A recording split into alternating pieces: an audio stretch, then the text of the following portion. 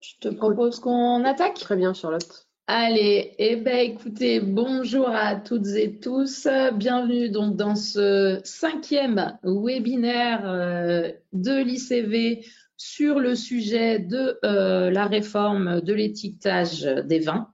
Donc, comme on l'a mis en titre, c'est la dernière ligne droite pour tout le monde. Je vous propose, comme on l'a fait précédemment, de vous présenter ma collègue qui va animer ce webinaire. Donc, c'est Florence Gras, qui est consultante œnologue à l'ICV, et moi-même, donc Charlotte Sling, consultante aussi sur la partie stratégie, qualité, développement durable de l'ICV. Donc, comment va se dérouler notre webinaire? Ça va durer environ 1 heure. Pendant 40-45 minutes, on va dérouler les diapos, on va vous expliquer les dernières informations que l'on peut avoir et celles que vous devez appliquer. Vous pouvez nous mettre vos questions sur le chat, on essaiera d'y répondre, Florence. Sur la partie question. Sur la partie question, excusez-moi. Sur la partie question, soit on y répond au fil de l'eau, soit à la fin. On verra un petit peu comment ça se déroule. Et du coup, voilà, on est parti pour à peu près 1 heure ensemble. Allez, on y va. Donc, du coup, on va bien évidemment vous parler de cette dernière ligne droite, car les vendanges 2024 viennent de se terminer, que certains vont commencer à conditionner d'ici quelques semaines, notamment pour les primeurs, les premiers vins, et donc vous allez devoir appliquer cette nouvelle réglementation concernant l'étiquetage. Donc, on va vous expliquer rapidement quels sont les derniers textes de référence. Donc, ça, c'est important. Je vais vous montrer qu'il y a des guides qui sont sortis. On verra également ensemble les différences entre auxiliaires et additifs. On vous fera un petit rappel. On abordera tout ce qui concerne la dématérialisation des informations sur QR code. Et également, enfin, à la fin, on vous montrera quelques exemples d'étiquettes que l'on a pu récupérer qui ont déjà mis en place ces QR codes. Voilà un petit peu le programme de ce webinaire. Alors, cette première diapo pour vous montre en fait qu'il y a 2 guides qui ont été édités et publiés par la DGCCRF concernant cette thématique de l'étiquetage. Donc, le premier guide que vous avez sur la gauche de l'écran, c'est un guide qui est sorti en septembre 2022 qui reprend tout ce qui concerne la réglementation de l'étiquetage des vins. Donc, les mentions obligatoires, les mentions facultatives réglementées, etc. Donc, ça reprend tout ce qui était jusqu'ici obligatoire sur l'étiquetage des vins.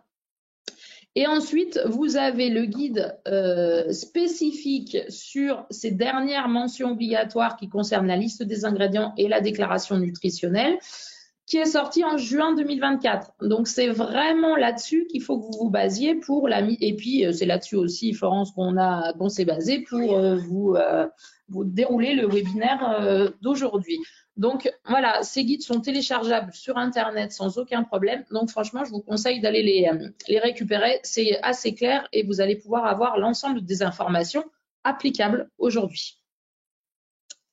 Voilà pour ce point-là.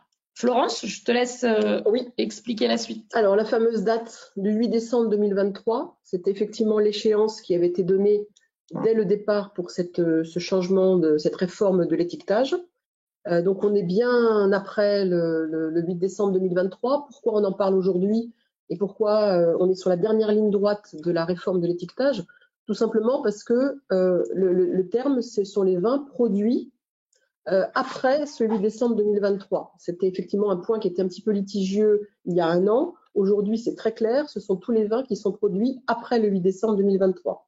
Donc effectivement, la vendange 2024 est impactée, et c'est la première qui est impactée pour la réforme de l'étiquetage. Donc tous les vins que vous allez avoir à étiqueter, et on verra sur la vendange 2024, tous les vins qui sont produits après ce 8 décembre, donc maintenant, ou importés dans l'Union européenne, sont soumis à ces nouvelles réglementations, à ces nouvelles obligations.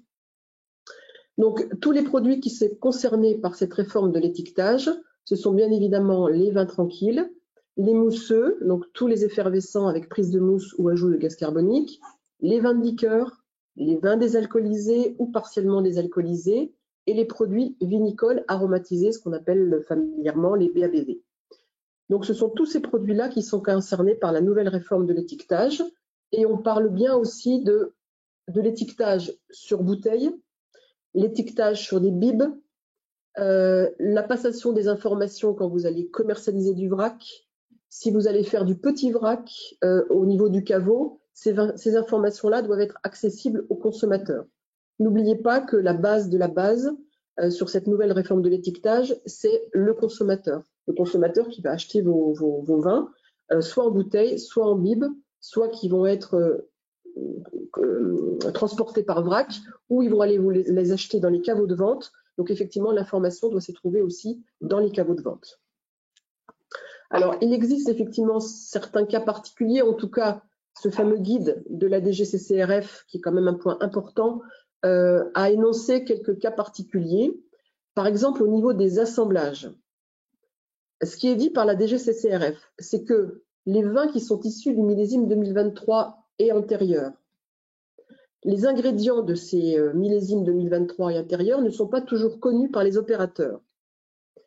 Donc, si les vins produits après le 8 décembre 2023 sont issus d'assemblages entre des vins de la vendange 2023 et d'autres de la vendange 2024 ou postérieure, là, effectivement, pourront être utilisés la liste des ingrédients et la déclaration nutritionnelle sur la base des informations disponibles, c'est-à-dire celles relatives aux produits vitivinicoles issus des vendanges 2023 et 2024 et suivantes. Donc, ça ne concerne pas les allergènes. En gros, pour faire clair, vous faites un assemblage 2023-2024, vous utilisez les informations, les ingrédients que vous avez utilisés dans la vendange 2024 pour afficher effectivement votre millésime 2024 par rapport à ces assemblages. Donc, vous oubliez effectivement les informations de 2023 et vous vous concentrez uniquement sur les ingrédients, la déclaration énergétique, on verra tout le reste ensuite, de la vendange 2024 et les informations que vous avez en 2024. Pour le vrac, c'est pareil, vous n'avez pas l'obligation de donner les informations de 2023, vous donnez les informations dès que vous faites partir une citerne de 2024. Une autre spécification importante, ce sont pour les vins mousseux, les vins de liqueur, les vins désalcoolisés ou partiellement désalcoolisés, qui sont et produits vinicoles aromatisés, qui sont produits après le 8 décembre 2023, mais à partir de vins de base ou de vins tranquilles, eux-mêmes produits avant le 8 décembre 2023. Donc ceux-là peuvent être commercialisés jusqu'à épuisement des stocks, sans la liste des ingrédients et sans la déclaration nutritionnelle. Si vous avez produit depuis le 8 décembre 2023, donc ça fait 1 an que vous produisez des vins mousseux à partir de vins de base de 2023, vous pouvez les commercialiser sans les étiqueter jusqu'à épuisement des stocks. À partir du moment où vous allez utiliser des vins de base produits à la vendange 2024, là effectivement l'obligation d'étiquetage sera applicable. Donc voilà, c'est vraiment les vins de la vendange 2024 qui sont concernés par cette traçabilité et par cette information nutritionnelle et énergétique. Donc, 2 informations très importantes à retenir, et c'est le déroulé de notre webinaire.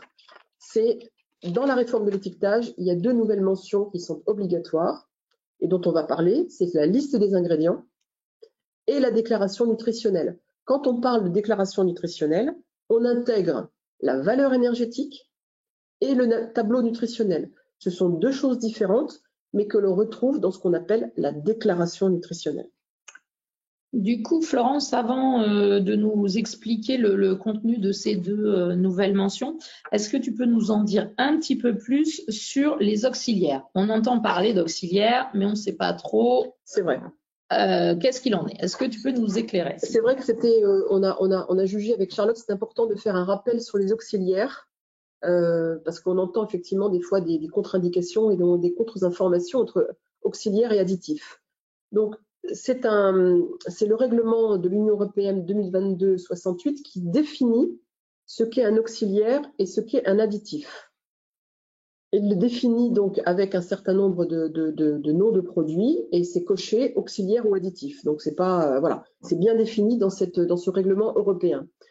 Les auxiliaires, voilà la liste des auxiliaires et ces auxiliaires de vinification souvent ne sont pas des ingrédients.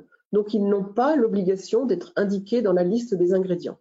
On y retrouve à l'intérieur un certain nombre de produits type levure, type colle, type enzyme. Voilà, tous ces produits-là ne sont pas, ce sont des auxiliaires de vinification, ce ne sont pas des ingrédients, ils ne sont pas à indiquer dans la liste des ingrédients. Je fais juste 2 focus. Le premier, c'est sur les régulateurs d'acidité parce que j'ai eu la question. On m'a dit oui, mais dans les régulateurs d'acidité, vous avez tout ce qui est produit pour désacidifier. Et pourtant, il s'appelle régulateur d'acidité. Les produits désacidifiants ont été cochés comme étant auxiliaires. Donc, on peut, effectivement, il y a des régulateurs d'acidité qui seront à indiquer en additif. On verra plus loin quels sont ces régulateurs d'acidité à indiquer en additif dans la liste des ingrédients. Mais par exemple, un régulateur d'acidité qui est la désacidification ou les produits de désacidification, eux, sont bien cochés comme étant auxiliaires et ne sont pas à indiquer sur la liste des ingrédients. Le deuxième focus que je donnerai, c'est sur certains types de colle qui ont déjà été identifiés depuis 2012 comme étant des allergènes. Donc c'est le cas des colles à base de lait et d'œufs qui sont effectivement des allergènes. Et les allergènes, de toute façon, sont hors auxiliaires, ce sont des auxiliaires, mais de toute façon, à partir du moment où ils sont allergènes, c'est plus important encore et il y a l'obligation d'étiquetage depuis 2012. Donc ce sont effectivement bien des auxiliaires, mais qui seront de toute façon à indiquer comme étant allergènes si vous les utilisez et si vous avez effectivement des traces de ces allergènes dans vos vins. Ok, donc voilà un petit peu que c'est plus clair pour vous sur cette liste qu'on avait un petit peu oubliée, mais voilà, tout ce que vous avez utilisé pendant les vendanges, et notamment beaucoup de points, je ne vais pas tous les lister, mais effectivement, vous avez cette liste qui est accessible dans ce règlement et qui indique bien ce qui est auxiliaire et pas auxiliaire. Ok. Il y a peut-être des questions sur ce sujet-là. Alors, il n'y a pas de questions sur ce sujet-là. Il y en a d'autres, mais on pourra y répondre. D'accord. Ouais.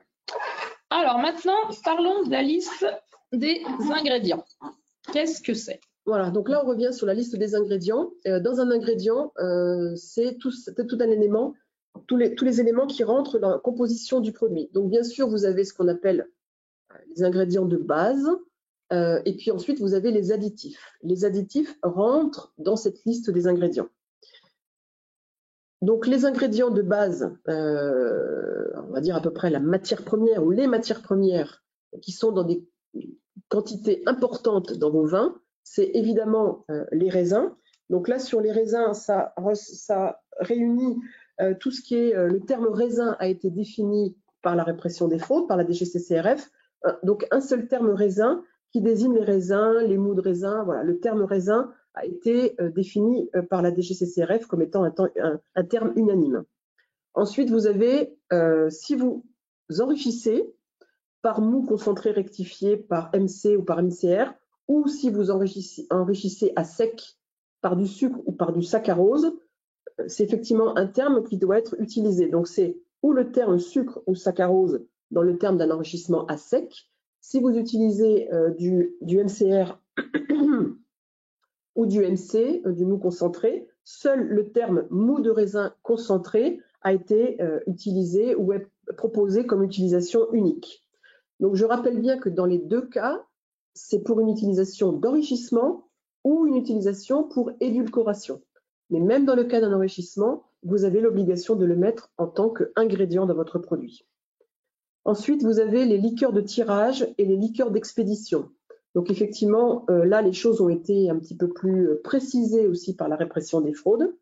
Donc pour les vins effervescents, les termes liqueur de tirage et liqueur d'expédition pourront être utilisés seuls ou complétés entre parenthèses d'une liste de leurs ingrédients. Mais là, c'est pas obligatoire, on est bien d'accord. L'obligation, c'est d'écrire liqueur de tirage ou liqueur d'expédition. Et la possibilité, c'est de, entre parenthèses, de donner la composition. Absolument. D'accord ? Mais absolument. Ça, ce n'est pas obligatoire. Voilà. Et ensuite, pour tous les vins qui sont mutés, l'indication effectivement d'alcool vinique pour l'ajout d'alcool pour les vins mutés. Donc ça, c'est la partie matière première, les produits qui sont dans des concentrations importantes. Je pense que tu y reviendras après, Charlotte. Oui. Et après, vous avez la liste des additifs. Donc là, ceux-là doivent apparaître dans la liste des ingrédients. Et donc, on va en parler juste après par rapport à la liste des additifs. Donc maintenant, les voilà. Voilà cette fameuse liste. Voilà, donc là, il faut se concentrer. Je pense que tu as peut-être une petite animation. Ah, tu veux que je le mette direct? Voilà, ça va être très bien. Voilà. Donc, vous avez ces fameux régulateurs d'acidité. C'est pour ça que le terme peut être dérangeant par rapport à la liste des auxiliaires. Là, on parle bien de régulateurs d'acidité qui apportent une acidité. Donc, tartrique, malique, citrique et lactique. Ensuite, vous avez les conservateurs et antioxydants. Alors, le terme de régulateur d'acidité, conservateur et antioxydant et agent stabilisateur, qui sont la famille, l'activité qui est citée, elle est bien définie par le fameux règlement délégué de 2022. Donc ça, ce sont des termes qu'on n'a pas inventés, c'est des termes qu'il faut qui apparaissent dans votre étiquetage. Donc les conservateurs et antioxydants, ce sont tous les sulfites, dioxyde de soufre, bisulfite de potassium, le métabisulfite. Et ensuite, vous retrouvez le lysozyme, quand vous l'utilisez sur vin uniquement, donc en élevage ou avant le conditionnement, pas celui que vous utilisez en vinification, le sorbate de potassium, l'acide ascorbique et le DMDC. Et ensuite, vous avez les agents stabilisateurs avec l'acide citrique, le fumarique, la gomme arabique, le métatartrique, les manoprotéines de levure, la CMC et les polyaspartates de potassium. Donc, soit vous les avez en termes, le nom de la substance, soit vous les avez sur des codes. Charlotte y reviendra aussi un tout petit peu plus loin. Un petit point qui est très important aussi et qu'on vous a surligné en vert et en rouge, notamment pour les conservateurs et les antioxydants. Toutes les molécules à base de sulfite peuvent être réunies sous le terme sulfite. Pas besoin de mettre dioxyde de soufre, bisulfite de potassium. Le terme sulfite uniquement suffit et a été acté par la répression des fraudes. Il faudra simplement le mettre en gras parce qu'il rentre aussi dans la catégorie allergène et tous les allergènes doivent être mis en gras. On le rappellera aussi un petit peu plus tard. Et pour ce qui est entouré en rouge, c'est très important aussi puisque la répression des fraudes vous laisse la possibilité, si un des produits au moins est utilisé, vous pouvez en lister au moins 3. C'est-à-dire que si potentiellement dans votre cuvée, vous mettez ou du tartrique, ou du malique, ou du citrique, vous pouvez faire un étiquetage où vous mettez contient tartrique et ou acide malique et ou acide citrique, en notant qu'au moins un doit se retrouver effectivement dans une analyse si jamais, ou en tout cas dans la liste dans votre traçabilité d'additifs. Donc ça, c'est le cas pour les 4 régulateurs d'acidité et c'est le cas pour 4 agents stabilisateurs. Donc effectivement, au moment où vous allez conditionner et étiqueter, dans certains cas, vous allez utiliser du métatartrique ou des manéprotéines ou du CMC. En notant qu'au moins un des 4 sont utilisés, vous pouvez en lister sur une liste de 3. Donc ça, c'est des facilités qui nous sont données par la répression des fraudes et qui permettent effectivement d'avoir une flexibilité sur vos conditionnements et vos étiquetages par rapport à ce que vous allez utiliser en cours d'année, par rapport à un premier conditionnement en début d'année ou un conditionnement plus tardif. Vous avez cette possibilité-là en n'ayant qu'un seul étiquetage et ne pas refaire vos étiquettes si jamais vous utilisez un autre produit stabilisateur ou un agent d'acidité. Mais c'est 3 maximum. Hein. Oui, c'est 3 maximum effectivement sur cette liste de 4, en notant qu'au moins un a été utilisé dans votre traçabilité et indiqué dans votre traçabilité. Un point aussi qui a été défini par la répression des fraudes, c'est l'utilisation de certains gaz, comme l'azote, le gaz carbonique ou l'argon. Dans ce cas-là, vous n'avez pas à lister les gaz, mais vous pouvez simplement mettre mis en bouteille sous atmosphère protectrice ou peut-être mis en bouteille sous atmosphère protectrice. Ça veut dire que vous utilisez un des 3 gaz. Donc ne listez pas ne listez pas les 3 gaz, mais utilisez cette phrase qui vous donne cette possibilité des 3 gaz utilisables. Ok, voilà pour la liste des ingrédients. Donc ça donne quoi maintenant? Alors, du coup, pour illustrer ce que vient de vous expliquer Florence, on vous a mis des petits exemples du visuel de la liste des ingrédients que vous pouvez mettre sur vos étiquettes. Donc, sur la gauche, on vous a fait un exemple et on vous a mis un jeu de couleurs, hein. Après, les couleurs, c'est juste là pour le webinaire. Sur vos étiquettes, vous ne mettez pas des couleurs différentes, hein. C'est juste pour que vous puissiez bien visualiser. Donc, sur la gauche, on vous a mis une liste d'ingrédients avec toutes les mentions vraiment écrites avec les noms spécifiques des produits. Donc, petit rappel sur les ingrédients. Pour les ingrédients qui sont supérieurs à 2% du produit fini, il faut que vous les indiquiez en ordre décroissant. D'accord? Donc ça, c'est justement le cas du raisin. Voilà, ce qui va être à plus de 2% de votre produit fini, il faut le mettre dans l'ordre décroissant. C'est pour ça qu'on commence par le raisin. Les ingrédients qui sont à moins de 2% du produit fini, vous le mettez dans l'ordre que vous le souhaitez. Là, il n'y a pas de choses définies, c'est vous qui voyez comment vous voulez l'indiquer. En ce qui concerne les additifs, il faut donc obligatoirement désigner le nom de la catégorie fonctionnelle, donc là, en l'occurrence, par exemple, régulateur d'acidité, suivi du nom vraiment spécifique de cet additif. Donc là, sur la gauche, vous avez l'exemple. Donc raisin en premier parce qu'il est plus de 2% du produit fini. Suivi de la famille régulateur d'acidité. On a mis entre parenthèses le nom de ce régulateur, donc l'acide tartrique. Et vous voyez en parallèle dans l'encadré qui est à votre droite sur l'écran qu'on peut remplacer ce nom acide tartrique par son petit E, par son numéro E. Donc, en l'occurrence, l'acide tartrique, c'est le E334. Par contre, vous devez quand même indiquer le nom générique de la catégorie fonctionnelle. D'accord? Donc, vous avez le parallèle. Ensuite, on a mis là en vert, vous avez tout ce qui est conservateur et antioxydant. On écrit sulfite et là, acide L-ascorbique, c'est un exemple. Vous remarquerez que sulfite est en gras. Donc ça, Florence vous l'a dit tout à l'heure, il s'agit d'un allergène et les allergènes doivent être mis en avant par rapport au reste des ingrédients.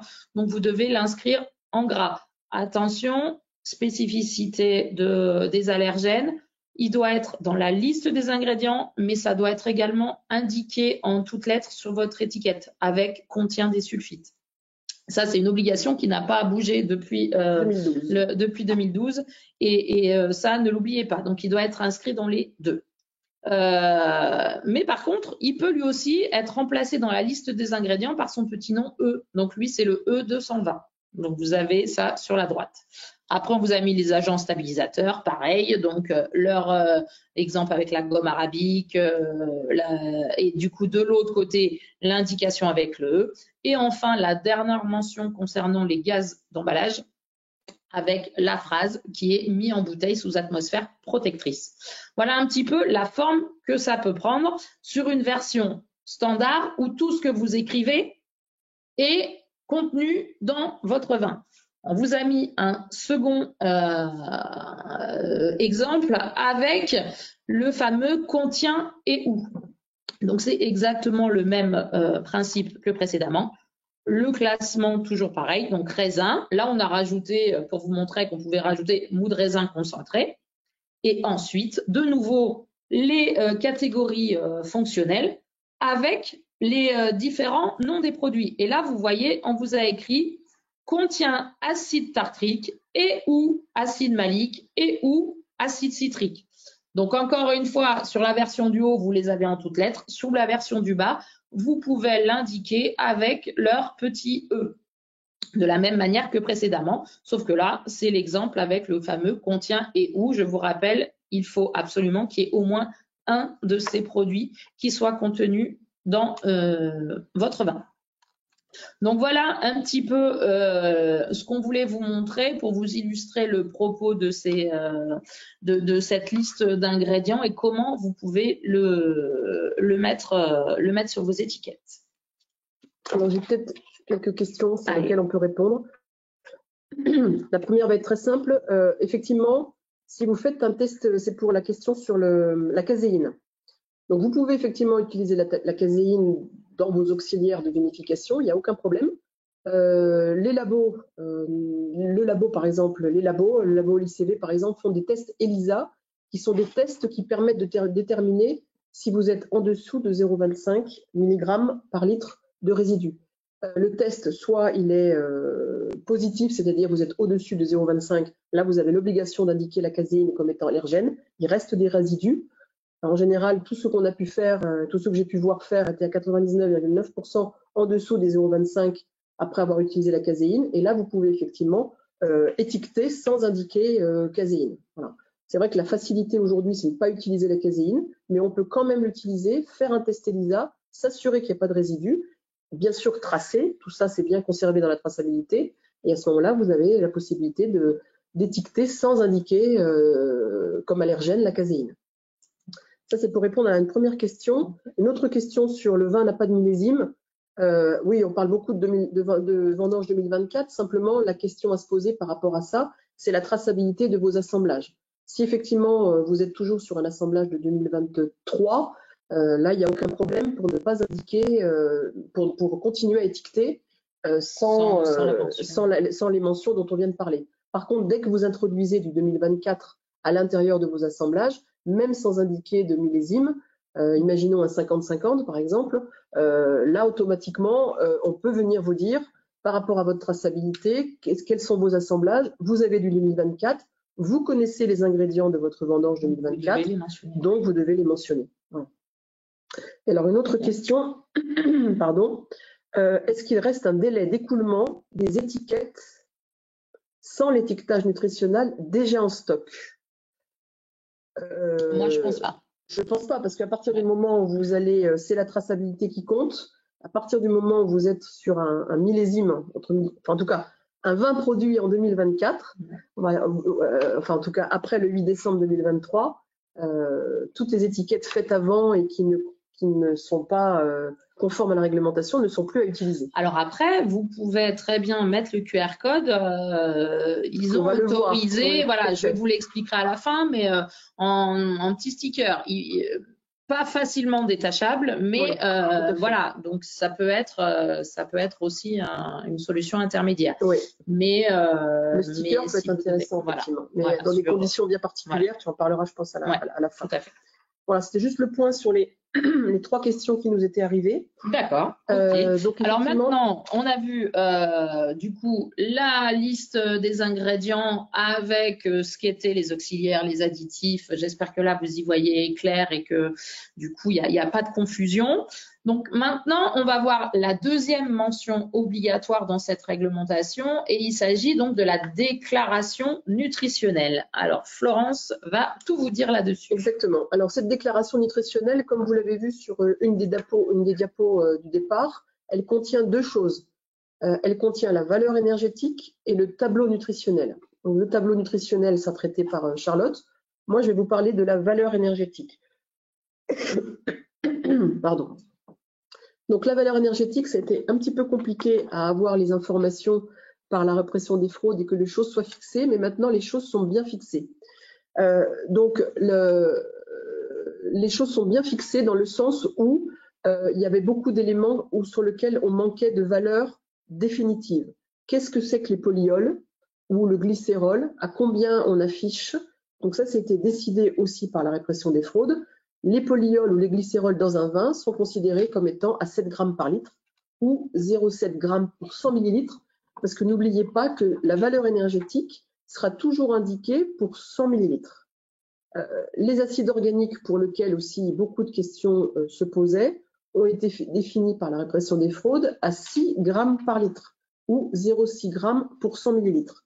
Donc là, ça simplifie beaucoup les choses parce qu'on avait par ailleurs un tableau de conversion que vous avez sur la droite où on disait, voilà, pour tant d'acide organique, c'est tant de calories, pour tant de polyols, c'est tant de calories. Donc ça, on avait bien le tableau de conversion, mais quelle valeur on devait utiliser?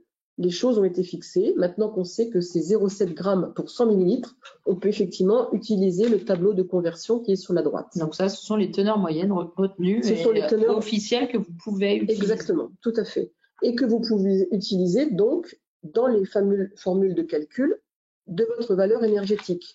Là aussi, beaucoup de questions sont restées en suspens jusqu'à ce qu'une formule définitive de référence a été formulée par la DGCCRF.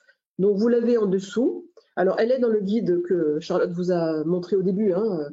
Si vous téléchargez le guide, vous aurez la formule en kilocalories et en kilojoules, à l'intérieur duquel on utilise l'alcool, à l'intérieur duquel on utilise les teneurs en sucre, évidemment, de votre vin, à l'intérieur duquel on utilise la teneur en polyol, cette fameuse teneur qu'il fallait définir, et la teneur en acide organique qu'il fallait définir. Donc là, on a tout. L'alcool, vous l'avez dans vos analyses, le sucre, vous l'avez dans vos analyses, les polyols, on sait que c'est 0,7, et l'acide organique, on sait que c'est 0,6 pour 100 millilitres. On a toutes les informations. Donc, ce qui simplifie encore plus, et le travail a été fait par la répression des fraudes, c'est le fameux tableau des valeurs énergétiques par catégorie d'alcool. Donc ce tableau, c'est pareil, il est donné dans le guide de référence. Donc vous avez pour les vins tranquilles, vous avez pour les... je sors les lunettes, je ne vois pas d'ici. Pour les vins de liqueur, voilà, pour les vins de liqueur et pour les vins mousseux. Et vous avez des catégories de sucre en dessous. Et sur les ordonnées, vous avez les degrés. Donc en fait, ça simplifie beaucoup les choses parce que vous n'avez pas normalement à recalculer votre formule. Je vous ai donné par exemple un exemple. Si vous êtes sur un vin blanc tranquille, ou un rosé ou un rouge tranquille, sec, vous êtes donc inférieur à 4 grammes par litre de sucre et vous êtes à 13 degrés d'alcool. Vous avez effectivement la quantité, le nombre de kilocalories à indiquer sur votre valeur énergétique et le nombre de kilojoules à indiquer sur votre étiquette sans avoir à utiliser cette formule de calcul qui est un petit peu compliquée. Donc là, normalement, vous pouvez retrouver tous vos vins. On verra que dans un cas particulier, seuls les VDN ne sont pas concernés puisqu'on va jusqu'à 45 grammes par litre de sucre et qu'ils sont au-dessus. Donc là, ce sont vraiment des ABAC officiels. C'est vraiment ce document-là que vous pouvez utiliser, qui a été validé, et vous pouvez vous y fier et faire référence sans aucun problème. Ça donne aussi une certaine flexibilité pour l'étiquetage, parce qu'effectivement, votre vin, s'il fait 12,5 ou s'il fait 13,5, vous êtes toujours dans la même catégorie. Votre vin fait 2 grammes par litre de sucre ou 3,5 grammes par litre de sucre, il est toujours dans la même catégorie. Donc effectivement, une fois que vous avez une étiquette avec votre nombre de kilocalories, de kilojoules, il peut y avoir effectivement des fluctuations de degrés dans l'année, des fluctuations de sucre, on peut imaginer dans l'année. Vous êtes toujours sur la même catégorie et vos kilojoules et vos kilocalories sont toujours bons, voilà, sont toujours identiques. Alors, le cas particulier des VDN, là, vous ne pouvez pas vous utiliser le tableau précédemment, puisqu'effectivement, l'absence de teneur en sucre maximale dans la réglementation européenne pour ces produits. Donc là, vous devez passer automatiquement par le calcul, et pour le calcul, il vous faut au moins le degré d'alcool et au moins le sucre. Donc, c'est un exemple que je vous ai donné sur des cas de clients qui nous ont interpellés à l'ICV pour pouvoir fournir une analyse avec un degré d'alcool et un sucre et un calcul de kilocalories et de kilojoules. Soit vous utilisez la formule, soit vous pouvez interroger aussi vos laboratoires ICV qui vont vous fournir un bulletin où là vous aurez le calcul tout a été fait pour vous du nombre de kilocalories et de kilojoules en fonction de l'alcool et du sucre qui sort effectivement des valeurs du tableau précédemment montré.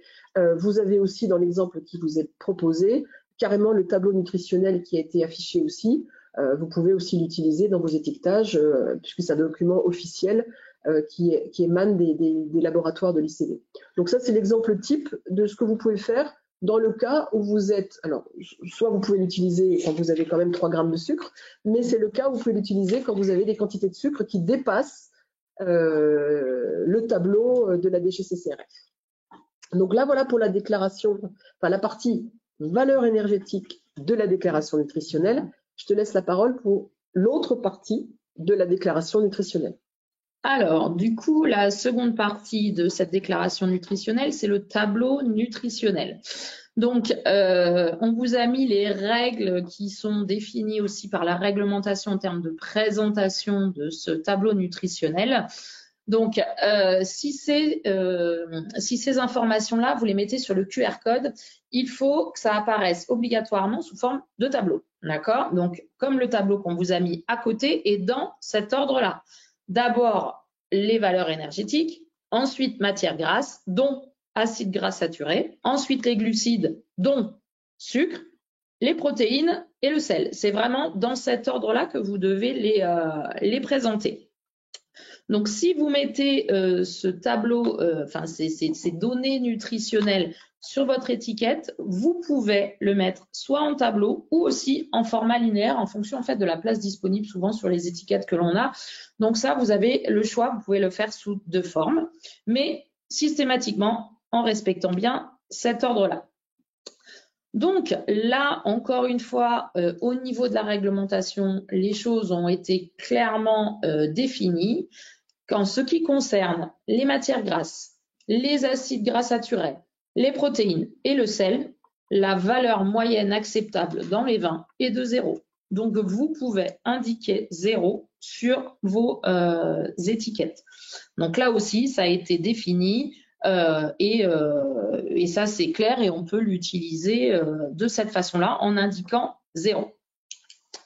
Alors, encore une fois, pour vous illustrer ce qu'on vient de vous dire, on vous a mis des exemples de tableaux nutritionnels. Sur votre gauche, vous avez un cas avec un vin à moins d'1 gramme par litre de sucre. Et donc, vous avez sur la première ligne l'énergie. Donc là, 328 kJ et 79 kcal. Donc, je vous rappelle, vous devez l'écrire avec ces deux versions, kilojoules et kilocalories, hein, c'est pas soit l'un soit l'autre, c'est les deux obligatoirement.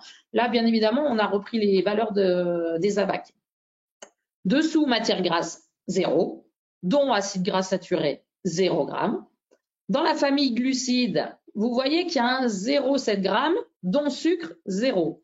Donc, on est dans un cas d'un vin où il n'y a pas de sucre, donc c'est le 0 g. Mais la valeur des glucides, comme vous l'a dit tout à l'heure Florence, ça intègre les 0,7 g de polyol. Alors là, attention, parce que justement, on a vu pas mal d'exemples d'étiquettes passer où dans les glucides, il y a 0. Et non, en fait, c'est là où est intégrée cette fameuse valeur moyenne de 0,7 g de polyol. Il faut avoir en tête que glucides égale polyol ou glycérol. Ou glycérol, voilà. Plus sucre. Voilà. Donc, c'est les deux chiffres. Voilà. Donc, c'est pour ça. Vous pouvez avoir 0 sur le sucre, mais par contre, 0,7 au minimum sur la ligne glucide. Alors, oui, c'est le terme glucide est utilisé, mais en fait, il y a des fois confusion. C'est la notion de polyol à l'intérieur. Voilà, de plus glycérol. les sucres. Voilà, voilà. les sucres. Et sur votre droite, du coup, on vous a mis un exemple avec un vin avec 4 grammes de sucre. Et là, en l'occurrence, finalement, la valeur énergétique reste la même parce que vous êtes toujours dans la catégorie des vins inférieurs ou égal à 4 grammes de sucre. Matière grasse, dont acide gras, toujours à 0. Mais la petite variante, donc, c'est cette fameuse ligne glucide où on voit apparaître 0,4 grammes de sucre. Donc, dans les glucides, c'est le fameux 0,4 g de sucre plus les 0,7 de polyol. C'est pour ça qu'on arrive à 1,1 g de glucides pour 100 ml.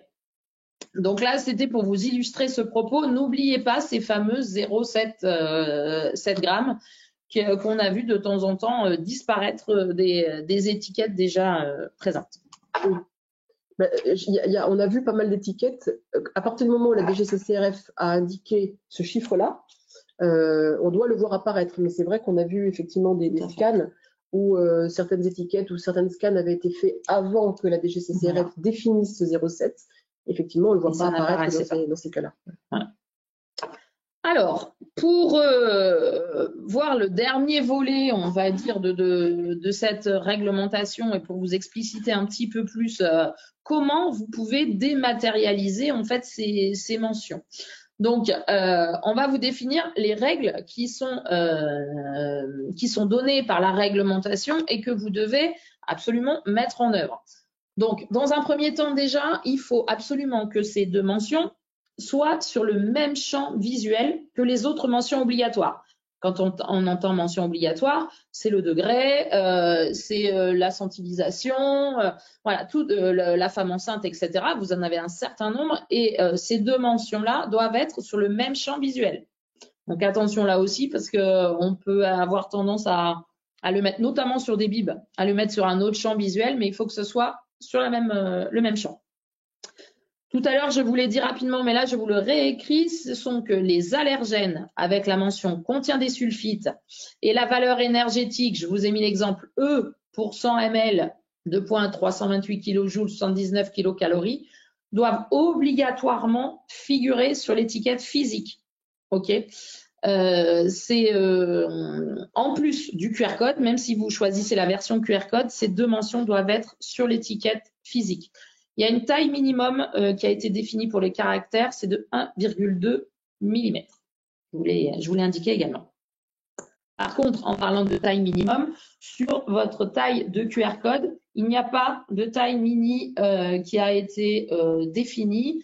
Par contre, il demande ce que je vous ai mis, une obligation de résultat, c'est-à-dire qu'en fait que ce soit lisible par tous les téléphones. Donc à vous également de tester. Il y a eu des choses qui sont sorties sur la taille minimum des QR codes, mais rien n'est imposé, ça c'est vous qui voyez, à condition que ce soit lisible par les téléphones.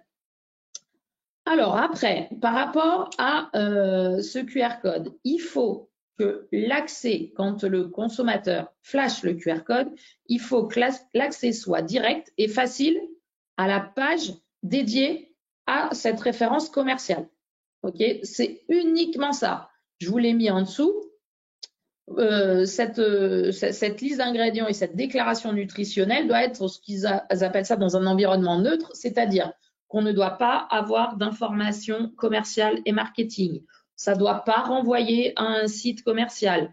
Il ne doit pas y avoir de description d'une exploitation, par exemple. Vous ne devez pas mettre des mentions sur les accords mets et vins. C'est très neutre. C'est liste des ingrédients, déclaration nutritionnelle et entre guillemets un peu rien d'autre. Pas d'autres informations complémentaires autour du produit ou qui renvoient sur un site commercial. Une question nous avait été posée, on peut peut-être donner l'information. C'est pas un code, un QR code, on clique et après le consommateur a le choix entre je clique pour avoir des informations commerciales ou je clique pour avoir les informations nutritionnelles. Il ne doit pas y avoir le choix, c'est je scanne et je vais directement. Tout à fait. Donc il peut y avoir deux QR codes par contre qui se côtoient sur l'étiquette, ouais. Un commercial et un nutritionnel. Ouais, tout à fait, je vous l'ai écrit dans la suite où en effet il peut y avoir plusieurs QR codes qui cohabitent sur une étiquette à condition que ce soit bien identifié. Alors, également, sur cette notion de QR code, il ne doit pas y avoir de collecte ni de suivi des données de l'utilisateur, en fait, du consommateur, enfin de la personne en fait, qui va scanner votre QR code. Donc ça aussi, soyez vigilants là-dessus. Les notions qui apparaissent quand on flash le QR code doivent être traduites dans la langue de celui qui flash. Donc souvent maintenant, les applications traduisent directement, reconnaissent la langue du téléphone et traduisent directement dans la langue du téléphone. Ou alors, vous verrez en haut, les personnes peuvent choisir la langue en fonction de là où ils sont. Il y a une liste déroulante. Autre notion obligatoire dans cette dématérialisation, donc à proximité du petit QR code, il faut absolument indiquer la mention ingrédients et nutrition. Là, ça y est, c'est clair, c'est net. Oui. Maintenant, on parle de proximité immédiate. Donc, souvent de fois, c'est au-dessus du QR code, 99,9% de fois, ça apparaît juste au-dessus du QR code, ingrédients et nutrition. Là aussi, la mention, ça peut être ingrédients avec le petit et nutrition, ça peut être ingrédients / nutrition. Ça, c'est à partir du moment où il y a ces deux notions-là, vous voyez comment ce que vous voulez mettre. Donc ça, obligatoirement au-dessus du QR code. Comme je vous l'ai dit tout à l'heure, plusieurs QR codes peuvent cohabiter sur une étiquette. Attention également aux informations qui sont dans ces QR codes. Il faut qu'elles soient accessibles, il faut qu'elles soient lisibles, qu'elles soient bien fiables. Et bien évidemment, comme tous les autres éléments, ce sont des éléments de traçabilité de votre produit. Donc, il faut garder toutes ces informations pendant toute la durée de vie du produit.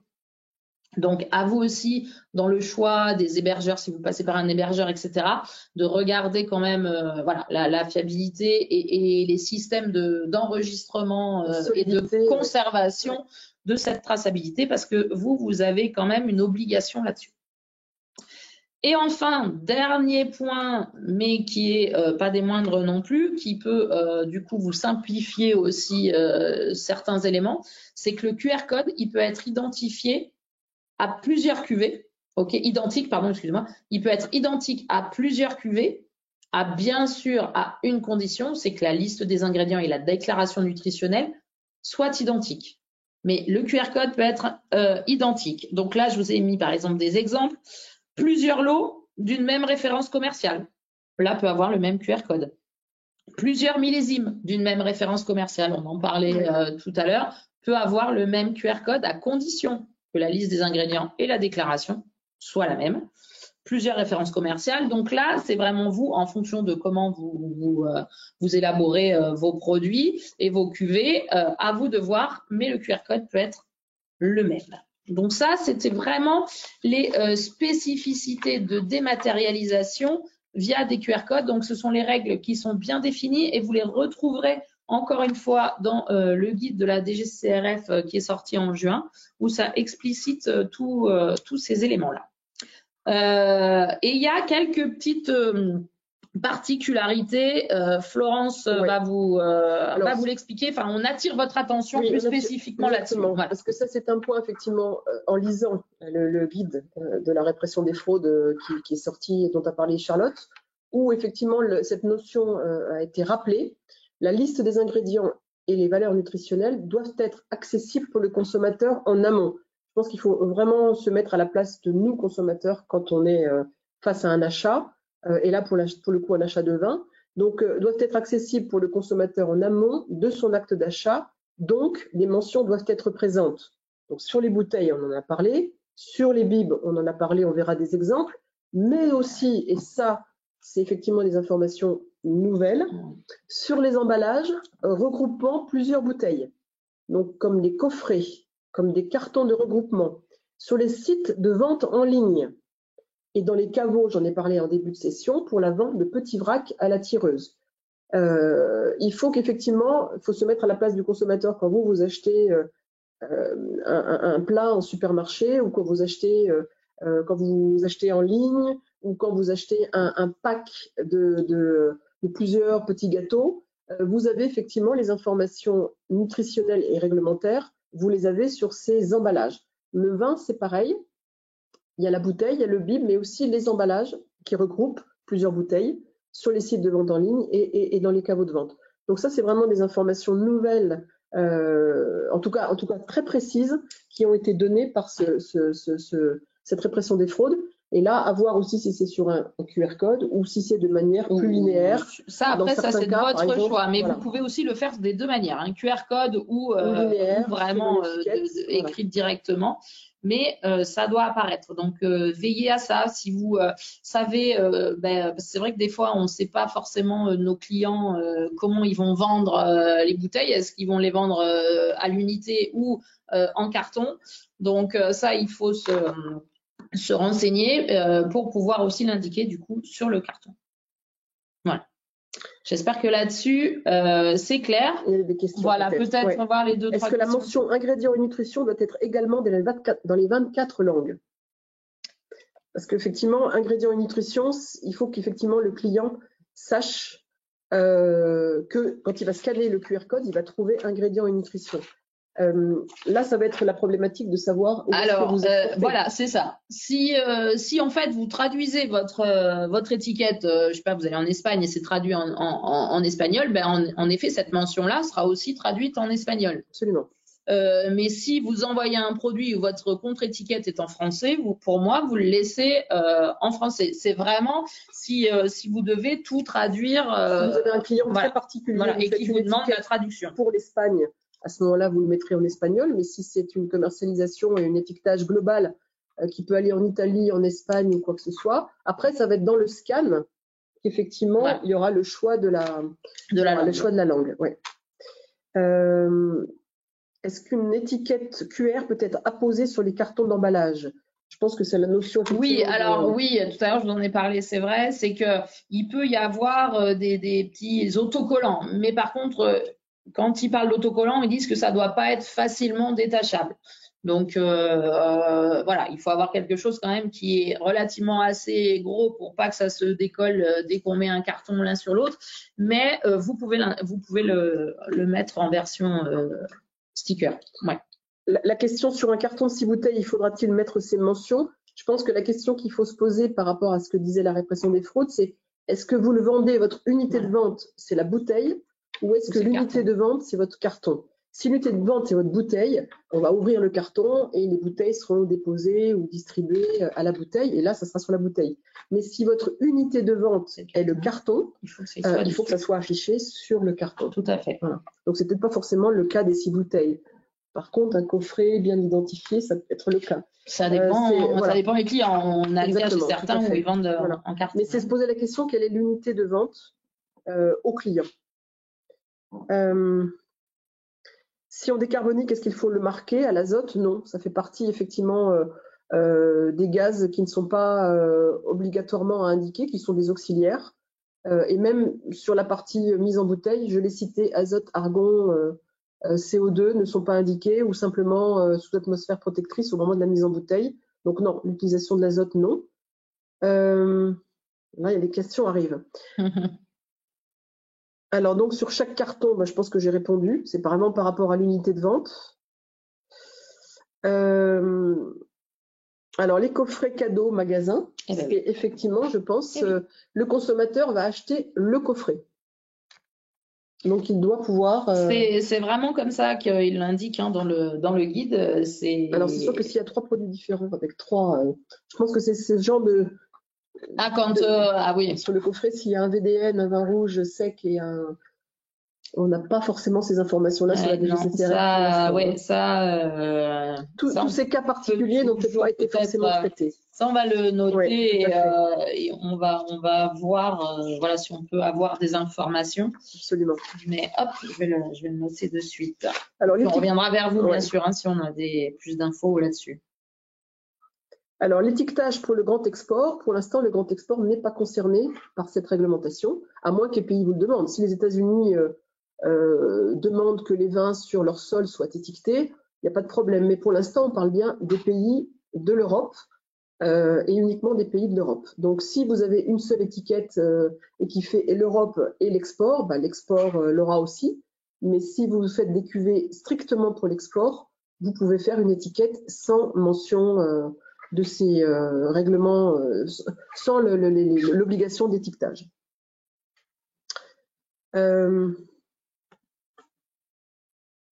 Tu veux que je montre quelques exemples? Après, voilà, tu regardes les questions. Je suis d'accord avec toi parce qu'il y a beaucoup de questions. Voilà, donc je te laisse regarder et je vous montre en même temps. On vous a mis quelques visuels d'étiquettes. Alors, encore une fois, c'est pareil, si vous essayez de scanner, il n'y a pas forcément les mentions qui sont tout à fait exactes, mais c'était juste pour vous illustrer un petit peu le propos sur ces étiquettes et vous montrer comment ça peut être fait. Donc sur l'étiquette de gauche, vous voyez au-dessus vous avez bien le QR code, je vous l'ai entouré en bleu, vous avez bien au-dessus ingrédients et nutrition et dessous, vous avez bien la valeur énergétique avec le E pour 100 ml et la notion en kilojoules et kilocalories. Sur l'exemple de droite, justement, c'est un vin espagnol et vous voyez la notion de ingrédients et nutrition est traduite du coup en espagnol au-dessus du QR code. Donc là, c'est pour ça que je vous disais, en fonction de la langue en fait de votre contre-étiquette, vous l'adaptez. Autre exemple, ça, ce sont des visuels sur des bibs. Donc vous avez voilà sur le bib en haut à gauche là, vous avez le QR code. Vous voyez, ils apparaissent relativement petits hein, et donc c'est quand même lisible avec le téléphone. Donc voilà, vous pouvez le mettre, la poser un petit peu comme vous voulez sur vos bibs. Il faut toujours que ça respecte les réglementations et les obligations d'étiquetage de base. Et enfin, pour vous montrer comment ça apparaît quand vous scannez ces QR codes, donc un exemple de visuel de scan.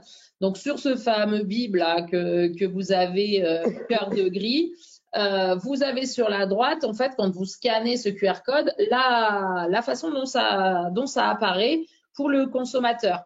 Donc vous voyez tout en haut, en fait, là, vous avez une petite liste déroulante où là, il y a écrit français. Et en l'occurrence, quand on clique, là, ça reconnaît directement la langue du téléphone.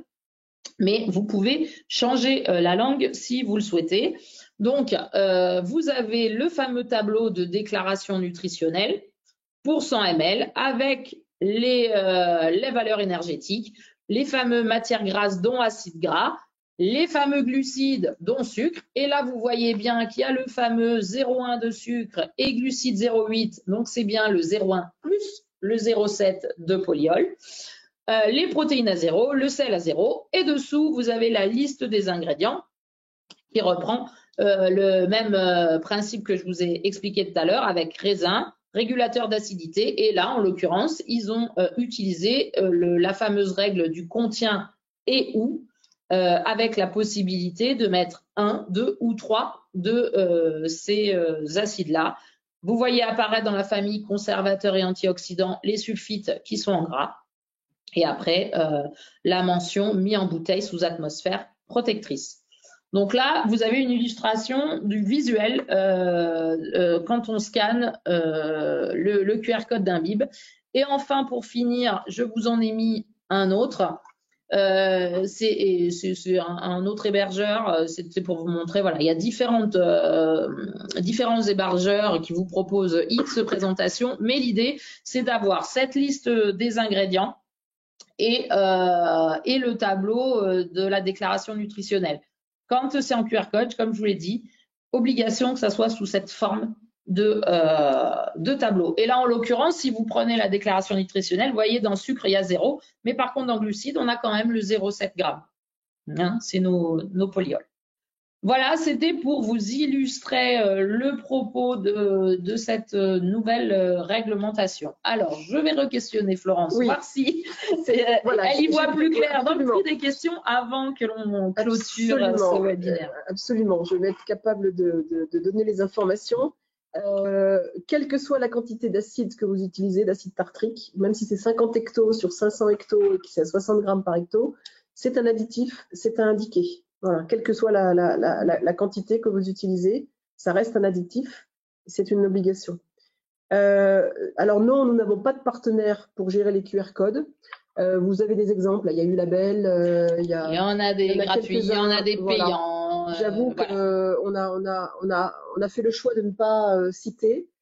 Par contre, on vous a donné les conditions d'utilisation et les points sur lesquels vous devez absolument être vigilant quand vous choisissez votre partenaire sur cette gestion de QR code.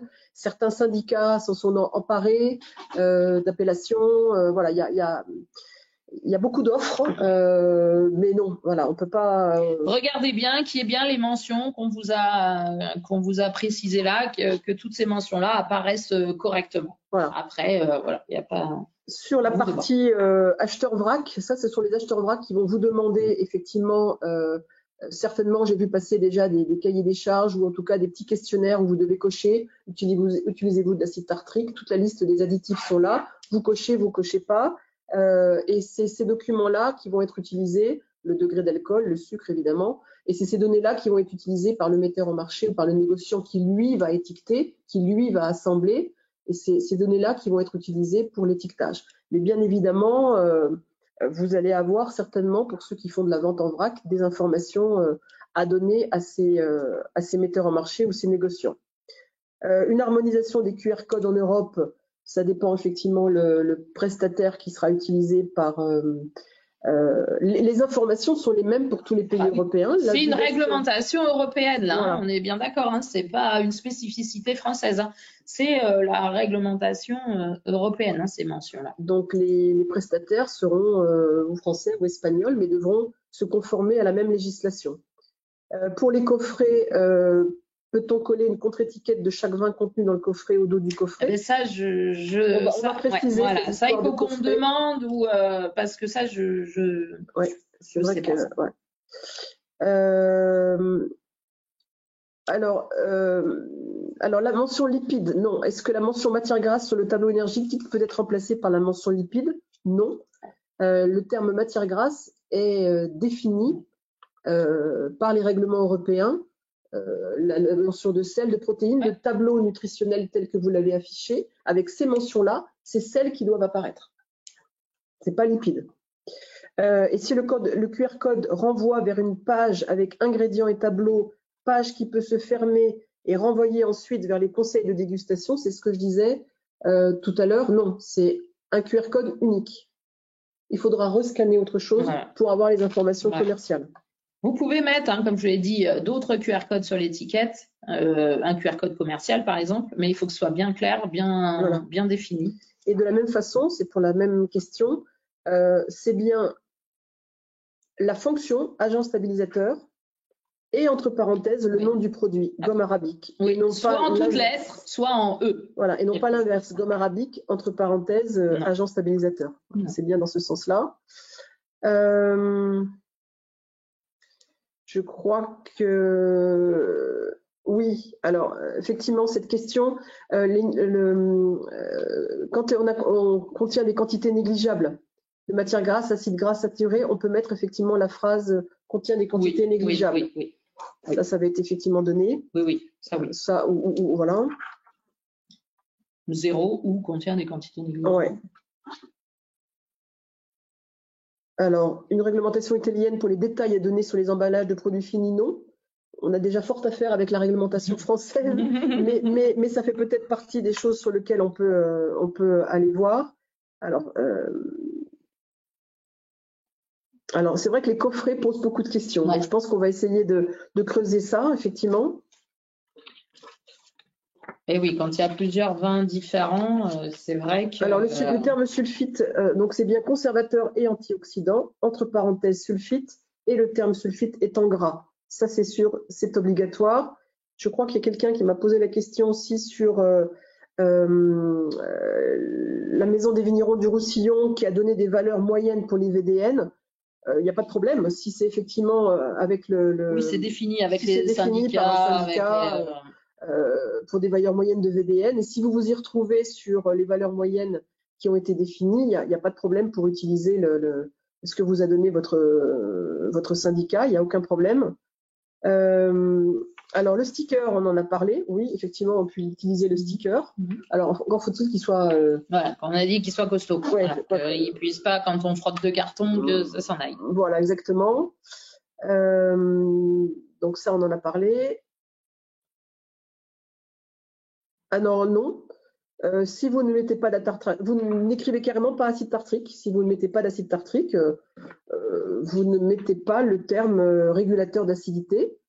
Alors à moins que vous utilisiez d'autres acides, mais vous n'indiquez que les additifs. Ah oui, que vous utilisez. Dans la liste, d'accord, dans la liste, oui, en effet, hein, si vous n'utilisez pas de régulateur, vous enlevez cette catégorie-là, hein, pas d'obligation de le mettre, même s'il n'y a rien dedans. Je pense, il est 12h05. Ouais, on a fait à peu près. Oui, tout à fait. Je suis en train de regarder, mais je pense qu'on a répondu à peu près à toutes les questions, en tout cas celles qui sont ressemblantes. Oui. Après, il y a vraiment des cas particuliers, ça faudra le voir. Bon, après, voilà, quand il y a des cas particuliers, vous comprenez que là, c'est un petit peu délicat de pouvoir répondre à toutes les questions, mais après… vous pouvez, vous avez nos contacts, vous pouvez nous appeler ou vous rapprocher après aussi de vos conseillers ou autres pour répondre à vos questions. Si on peut le faire, on y répondra avec grand plaisir. Voilà. Eh ben, écoutez, on espère franchement que toutes les informations qu'on vous a données aujourd'hui, qu'on vous donne depuis les 5 webinaires qu'on a fait sur le sujet, vont vous aider, vous ont aidé et vous sont utiles. Et puis vont vous permettre d'aborder du coup cette réglementation de façon plus sereine, plus facile, pour que vous puissiez mettre ça en place pour vos prochains Voilà. conditionnements. On vous souhaite bon courage. On vous remercie de votre participation. Voilà, et puis on manquera pas, bien évidemment, avec Florence, s'il y a de nouvelles évolutions qui apparaissent, ou peut-être qu'on fera un point sur le vécu, l'expérience que l'on a. Peut-être qu'on reviendra vers vous et on refera peut-être un nouveau webinaire avec grand plaisir pour vous expliquer tous les tenants et les aboutissants. Merci beaucoup. Merci à vous. Votre présence. Au plaisir. Au revoir.